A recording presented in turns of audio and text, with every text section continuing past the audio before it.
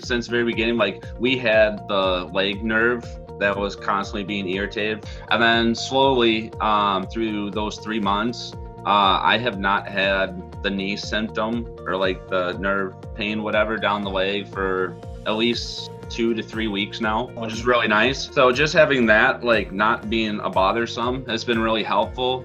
The mobility of the back has definitely improved, and that's been better. I was able to get my knuckles to get all the way to the ground, and I was wearing shoes. Before, I wouldn't be able to do that at all because like the nerve felt like pinched every time my back was, in flexion, falling forward. That's when it was like irritated.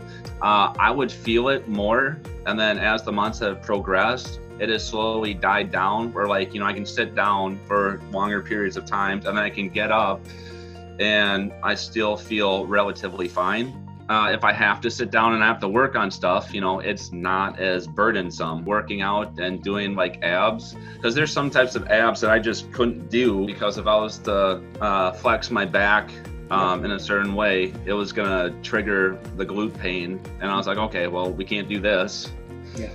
So being able to get more and different exercises back in has been really, really nice. What percentage of overall improvement would you say you're at halfway through the program? I would say we're probably 70 and 80. No, I think this has been a great help because if we didn't do this, I wouldn't even know what to do. And the fact that, you have been able there to answer my questions. I've enjoyed it. And I look forward to the next 3 months, to finally put the rest of it to bed.